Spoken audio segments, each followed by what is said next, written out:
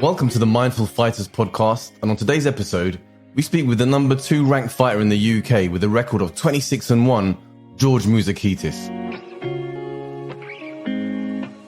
Back then I said to him, I want to be the best in the world in striking, either it's, in Thai boxing, mixed martial arts, I just want to be the best in the world.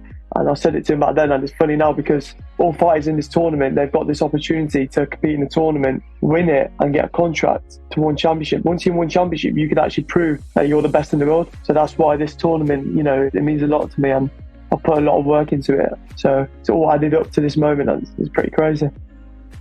And probably 95% of the game, if you're not completely there, you will get found out.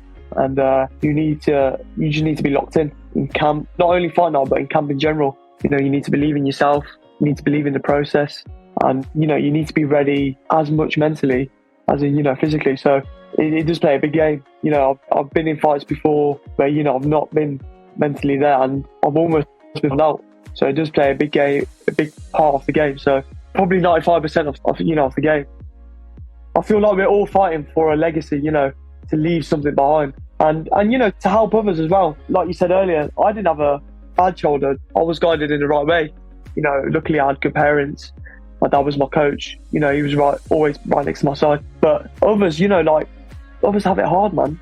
Others, they don't have people like that to be right next to them. And I feel like eventually one day, when all this is done, when I'm finished with my fighting and eventually I'm a coach or something like that, I could help people like that.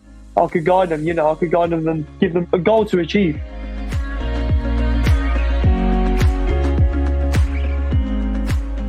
George joins us to talk about his upcoming semi-final fight against Nathan Bendon. This is for a 6-figure contract with one championship and in collaboration with the Muay Thai Grand Prix. We talk about his father's journey from the US to Greece to London, where George benefited from his father's legacy and mentorship. We dig into his stint into MMA, his training, his recent win against Luca D'Isanto in Sheffield, and his message to Nathan Bendon, and finally, what matters most to George. I'm your host, Guy, on our continuing mission to help as many people as possible organically. If you enjoy the conversation and benefit from it, share it with someone and pay it forward. Also visit mindfulnews.uk for all of our podcasts, powerful video clips, and our growing library of free guided meditations, including this week's latest release called The Mental Push-Up.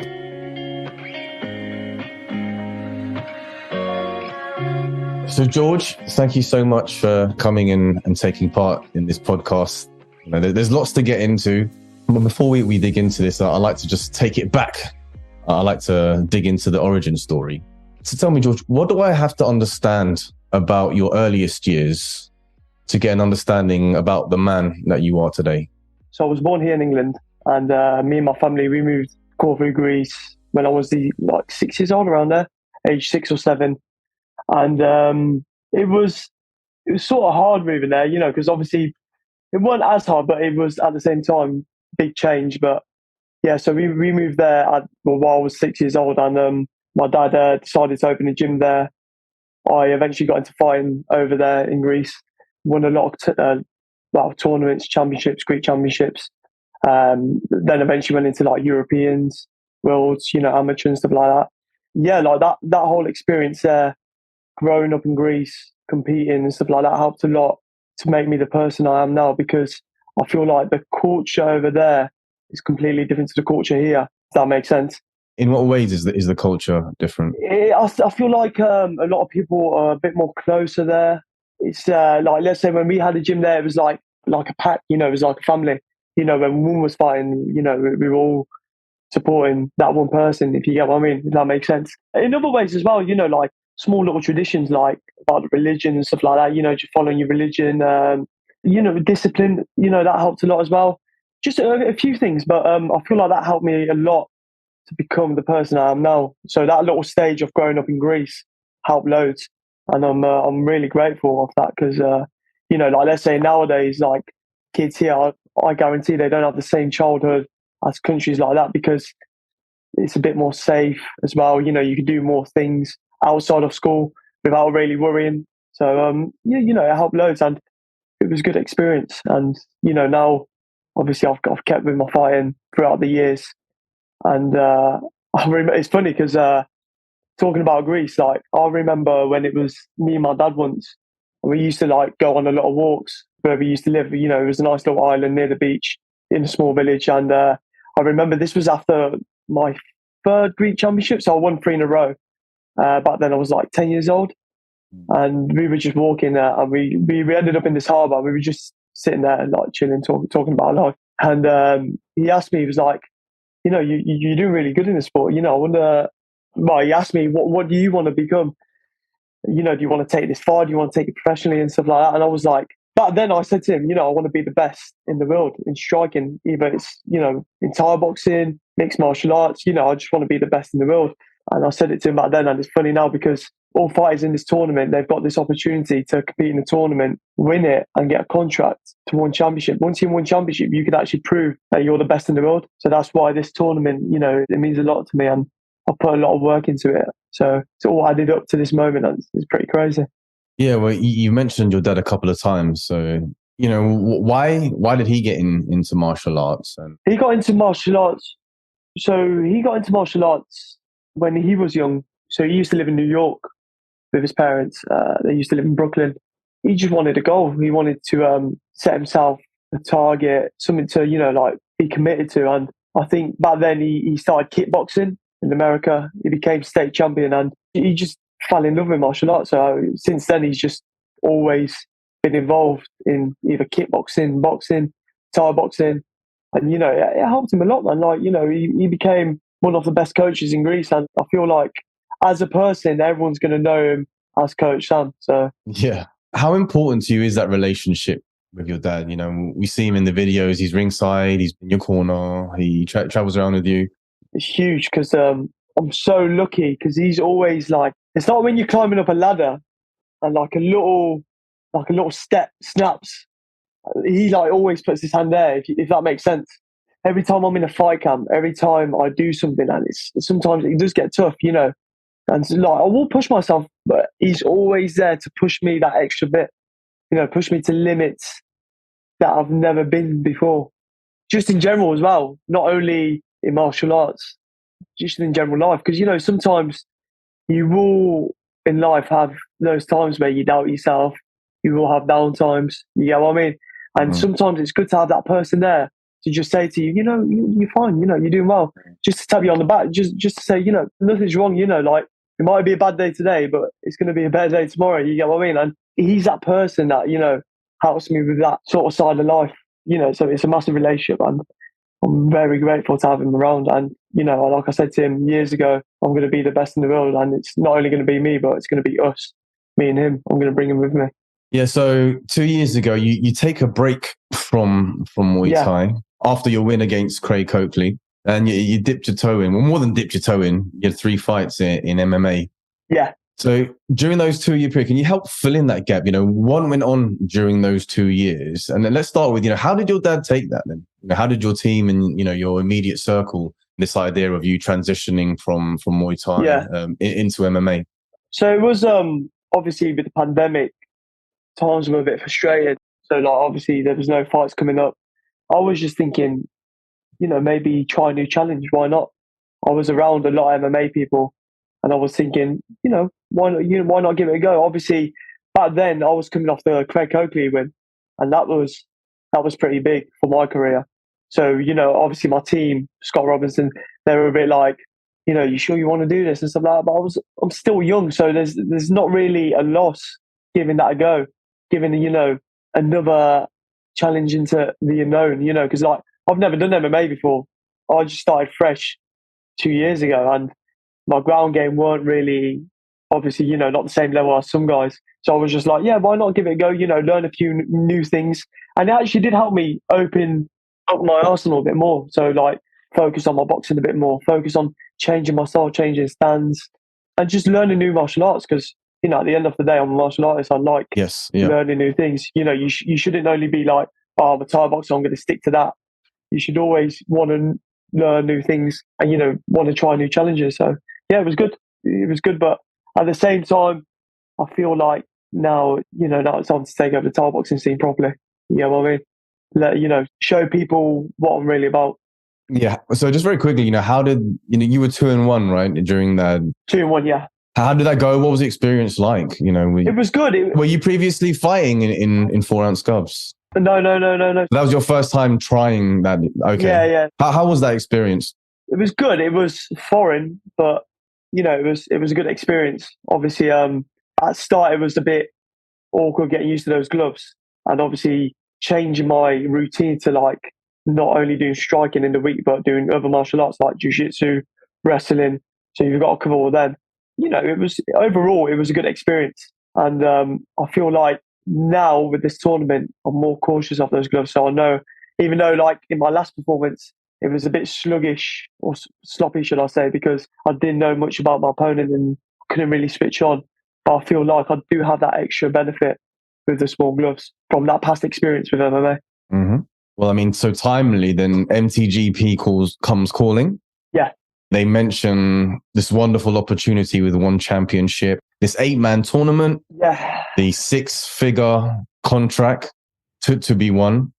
What was your reaction to that when the call came in? It's funny because when that call came in, this was after my first MMA loss. And at the time, a few things weren't going as planned, like in life in general. And you know when you have those days where you're like, oh, why is everything going wrong? What wasn't going well in life in general? Well, there are a few things like friendships. I ended up being in a serious car crash in Greece. And I ended up getting a bit messed up from that. And then just a few other things, not too big, but a few minor things. But, sometimes they will put you down, if you get what I mean. Like I said earlier, a bad day doesn't last forever. And I got that call and they called me and I was just like, straight away, like, you've got to take this opportunity. This is a fighter's dream, finding one championship. And not only finding one championship, but securing your financial gain, for securing your family, making things... Your career, making things a bit more easier. So I said to them straight away, definitely doing it, put me in. Right. Yes, I'm grateful. So that leads us up to your quarterfinal that took place earlier this month in Sheffield. Yeah. You put on a very confident performance. You got the victory. Yeah. Against Luca D'Isanto. Now that you've had the time to reflect and, probably review it, how did it feel being back in the Muay Thai ring? And what was the pressure like? Where was your head at? It was good. I'm confident. So in this tournament, I know from now I'm going to win this tournament no matter what. But I feel like there was a bit of ring rust in there because obviously my last fight was MMA in March. And it was a long camp, 12-week camp. So you'd expect things to go right in the fight. But when it came to like the first round, for some reason, I felt a bit rusty. I don't know if it's like because I couldn't switch on or something like that, but I didn't feel quite myself or quite, the way I wanted to fight. Yeah, I'm like, with my performance, I'm happy, I won every round, but I know I could do much better, if that makes sense. I could perform, like I could beat every guy in this tournament in good fashion. So yeah, I'm happy about it. But what does it need to, I don't say turn you on? You said that, you didn't feel like you were turned on. This fight now with Bendon, these are the fights that switch me on. These are the fights when I'm in the changing rooms, I switch on. When I'm in there, I switch on. Because if I'm not switched on, he's going to switch me off. Does that make sense? Absolutely. That's the thing. I've been doing this sport for so long. It's hard sometimes to get nervous, as crazy as it sounds, for certain fights. Yes. When you have 3 different opponents and then, you go in there with someone that you don't really know of, it's a bit hard to switch on before the fight. But this fight now, I guarantee you I will be switched on. I will get that feeling. Yeah, I feel like I'm going to peak come fight night. So I'm excited. I'm excited now. Even talking to you about it, like I'm excited for this fight. Raring you up to go, yeah? Yeah, that's it. Yeah. That's it. So I feel like it's all going to come together. It's been a long camp since June. But I feel like these 2 fights now, these next 2 fights, it will come together. So, I mean, I was obviously in Sheffield as well. We did the post-fight interview in the ring together. And Nathan Bendon also came away with the victory against Matthias Funtukos. Yeah. What did you make of Nathan's fight, who will be your next opponent, 12th of November at the O2 Indigo? Was it what you expected? Did seeing him win in that fashion, does it put more pressure on you? I know it excites you. How did it make you feel? I don't really feel pressure. Excitement is the right word, but his performance, I sort of expected him to fight like that. You know, he doesn't really. Okay. Like, I've known Nathan for a while now, hmm personally, and obviously, you know, in the Thai boxing scene, Professionally, yeah. professionally. So I know what he brings, and I knew he was going to bring that fight night. Obviously, I know he could bring a bit more, and I know he's going to bring a bit more against me because, you know, he knows I'm a better opponent than his last one. But that French night gave him a good fight, and it was close. You know, it could have went either way, really. Yeah, it was a good performance. You know, I know what he brings. I knew he was going to bring that to him, and I know what he's going to bring to me fight night. So did your dad and your team, did you immediately start working on a game plan? Have you rewatched that fight, and are you starting to put the pieces together? Yeah, like, sort of a game plan. I mean, you can't make too much of a game plan because, you know, with those little gloves, you could get punched and then it all goes out the window, if that makes sense. Yeah. So I feel like I know so much about him, so much how he fights. Yeah. It will all come out naturally fight night. And obviously, yeah, we do our homework and stuff like that.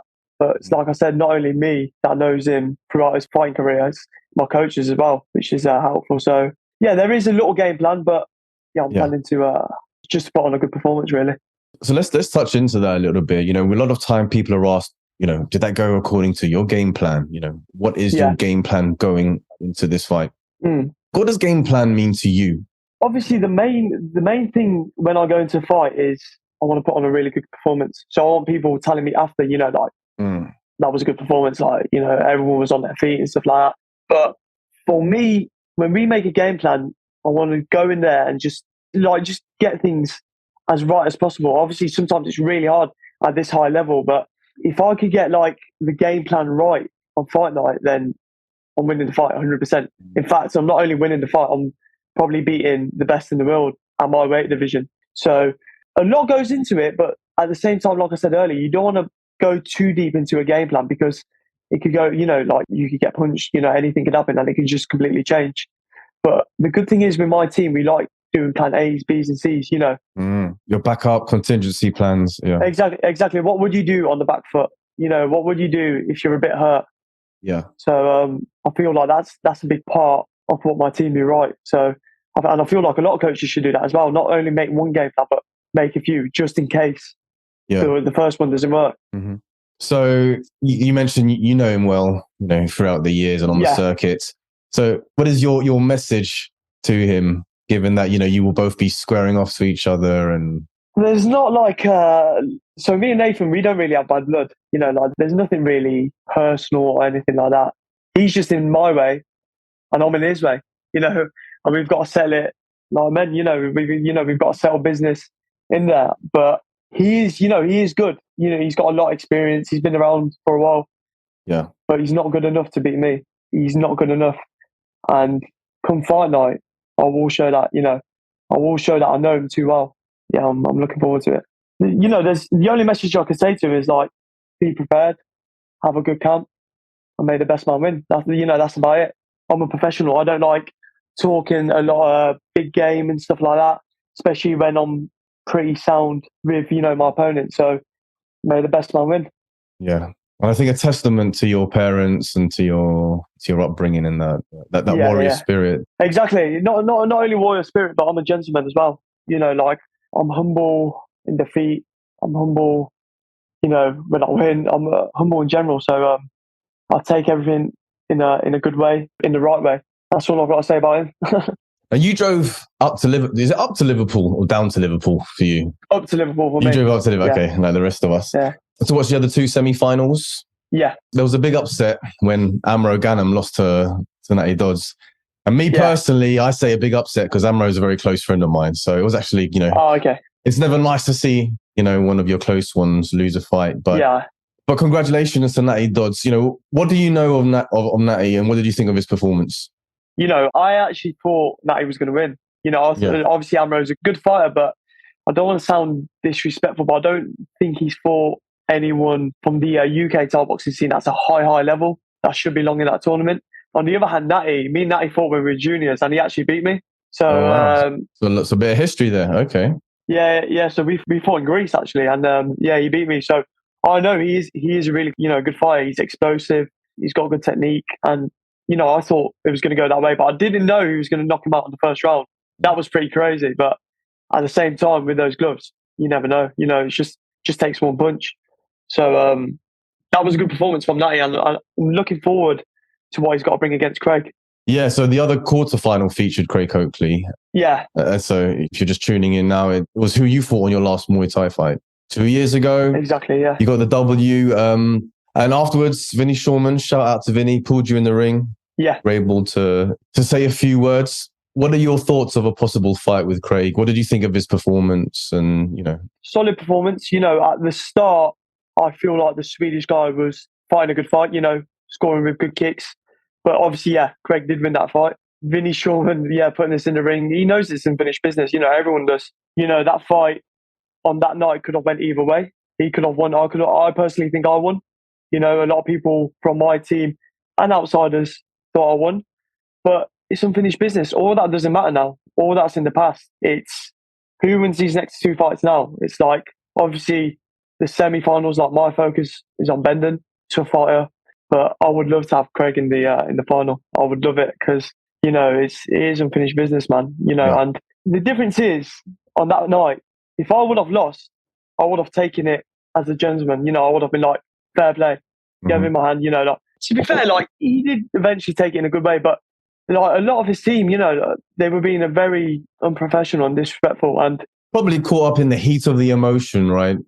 Caught up in the heat, and you know what? That's fine. I don't really care, but yeah, that's why it's unfinished business. Me and him in the final, I feel like it's bigger than him and Bendon. There's more to it. There is more to it. I'm looking forward to winning this fight and then hopefully having him in the final so I can put the nail on the coffin, end it once and for all. This podcast is sponsored by Be Present Coaching, upskilling business professionals with mindfulness tools. Check out bepresent.uk for more information on corporate courses and guided mind exercises. Well, since that fight 2 years ago, even you said that you've changed a lot. I've changed a lot. You've matured. Exactly. When I fought him, ages and that and stuff like that, I was still young. But now, 2 years, I have matured in different ways, taking my training much seriously, outside of camp, inside of camp, grown a bit, a lot of things have changed, even mentally. So I feel like I'm a different guy now, much different guy to that night. So I'm looking forward to it. Looking forward to the semis. And then hopefully, me and him will meet in the finals. How important is the mental aspect of fighting for you? The mindset? It's everything. It's everything, really. It's probably 95% of the game. If you're not completely there, you will get found out. And you just need to be locked in camp, not only fight now, but in camp in general. You need to believe in yourself. You need to believe in the process. And, you need to be ready as much mentally as in, physically. So it does play a big game. I've been in fights before where, I've not been mentally there and I've almost been out. So it does play a big game, a big part of the game. So probably 95% of the game. This time, going into this tournament, even though it's been a long camp, I've been mentally there. I've been locked into one goal, and that's winning the tournament and getting that contract. So do you thrive under pressure? Do you do well? Because, you had your quarterfinals, yeah, right? And then now we're into the semi-finals. Yeah. And then there will be the finals. And with each different stage progression, there's a bit more on the line. There's a bit more eyes on it.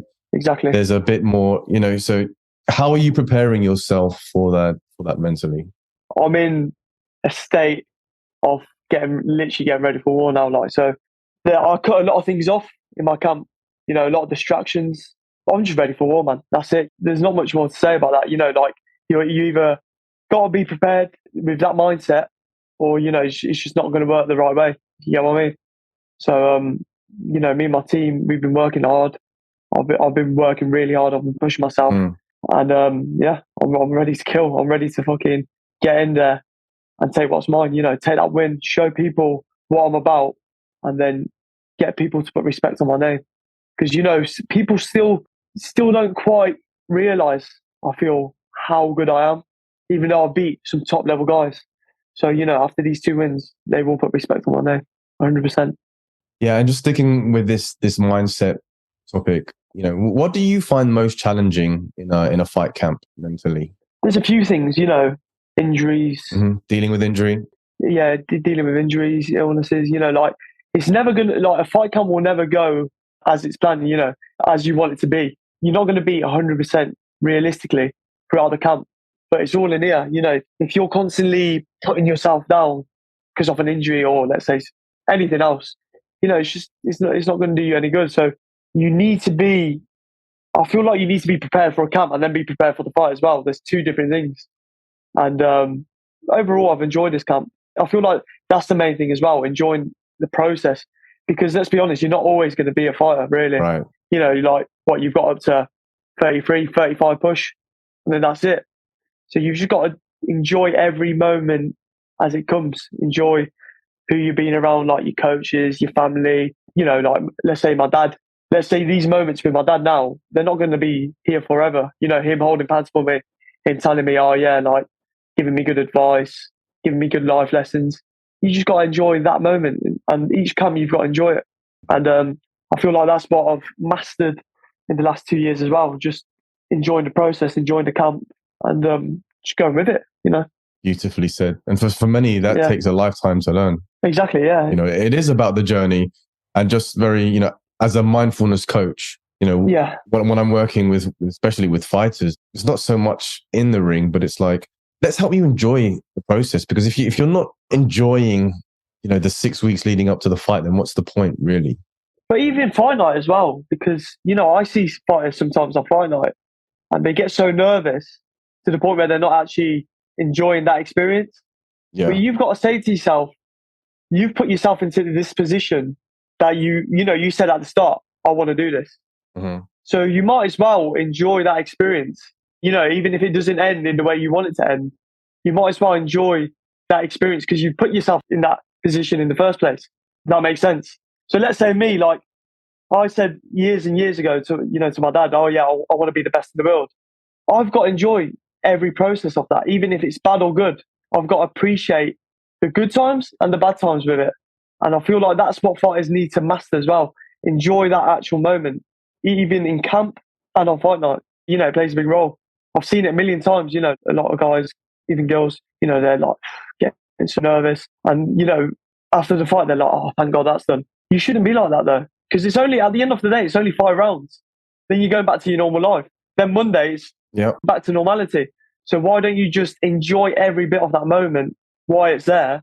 And, it probably turned out better, won't it? Yeah, and it seems like you've got a wonderful grasp of it. And I think, again, coming from the perspective of a mindfulness coach, it's even the night before or the day of the changing room, that worrying about the fight, you're in. Yeah. It's almost as if you're living the fight then. And so the fight or flight chemicals, which are the cortisol and the adrenaline, you're pumping them into your body as if you were in the fight then, which in a fight is great. But, the night before when you're trying to sleep or when you're, preparing in the changing room. It's not good, yeah. Yeah, because you're depleting your levels of the stuff which in a fight or flight situation is excellent. Exactly, yeah. But if you're microdosing yourself with these chemicals before, then you're eating away at that, and if you learn how to regulate it, if you learn how to, not be so worried and so stressed, which is actually quite normal for most fighters. Yeah. But there are techniques that you can do that allow you to be more in the present and less thinking, oh no, what happens if, and, worrying and having anxiety about an upcoming event.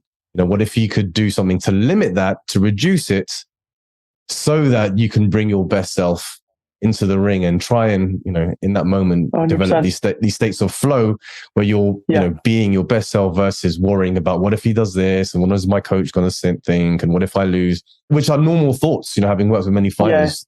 These are natural thoughts that will come up for everyone, but it's how you then interpret those thoughts and how you deal with it. And it seems that, you're wise beyond your years. Yeah. In having, maybe all that experience in your youth, all those competitions being, starting at 6 years old. Yeah. That, leads to this advantage that you have now on the mental side where you can, embrace the fight and enjoy the journey versus it being something that's daunting and you just want to get out of the way. It's natural. It's natural to be a bit nervous. You get what I mean? It's natural to be nervous before a fight, before the whole process. But if you could turn that nervous energy into excitement, and then that negative energy into positive energy, I guarantee it will turn out better. Not only the result, but even your performance.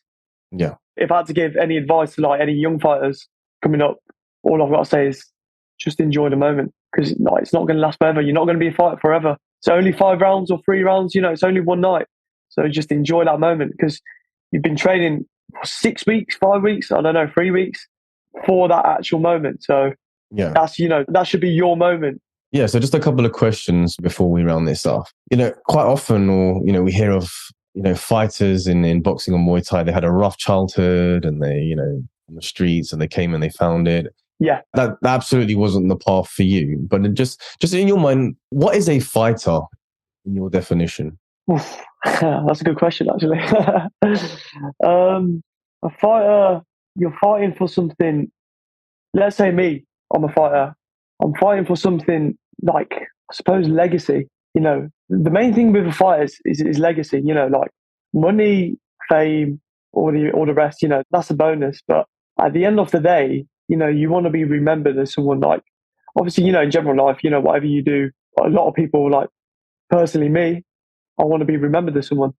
And I feel like a fighter, that's the most important bit of being a fighter, is leaving something behind for others. Like, let's say eventually when I've got kids and stuff like that, I've got bouts to show them, I've got achievements to show them, I've got a legacy to show them. And I feel like that's probably the main print of a fighter is, legacy. Good question though. I've never been asked that before. It's a hard question, but I feel like we're all fighting for a legacy, to leave something behind. And to help others as well. Like you said earlier, I didn't have a bad childhood. I was guided in the right way. Luckily I had good parents. My dad was my coach. He was always right next to my side. But others, others have it hard, man. Like others, they don't have people like that to be right next to them. And I feel like eventually one day, when all this is done, when I'm finished with my fighting and eventually I'm a coach or something like that, I could help people like that. I could guide them, I could guide them and give them a goal to achieve. Yeah. The main thing is legacy. And then, all the rest, giving back to people that helped you. And helping others. Yeah, and helping others. Beautiful. Well, last questions from me, and it's actually one of the traditional questions I ask on the podcast. What matters most to you? Living a life where every single day I'm enjoying what I'm doing. Not only that, but having the people that I love the most around me, healthy, comfortable, and that's about it, man. I'm a simple guy, really. I don't really want much. Obviously, eventually I would want to be famous and rich from there, like every single fighter would. But at the moment, like not only at the moment, but in general, I want to live each day by doing what I love and having the right people around me, having the people I love. And that's the thing, like that's why lately I've been in such a positive mindset, because I left my job like 3 years ago, just committed purely to fighting and coaching. And that's how it's been. Every single day I've been doing what I enjoy, what I love. And I'm grateful. Well, 12th of November at the O2 Indigo. I'll be there ringside. Wishing you all the best. Appreciate that, my friend. Best of luck. And thanks so much for doing the podcast. And we'll catch up on the 12th for sure. Yeah, it was really good talking to you, my friend. And enjoy the show. Absolutely. I'm getting that win. Thanks for making it this far and showing your support and love to the podcast. A big thanks again to Be Present Coaching for their support. Find out more about their masterclass mindfulness courses and free guided meditations at bepresent.uk. bepresent.uk. I'm your host, Guy, and this is the Mindful News Podcast. If you've taken away something from today's episode, please go ahead and share the link with a friend. Until next week.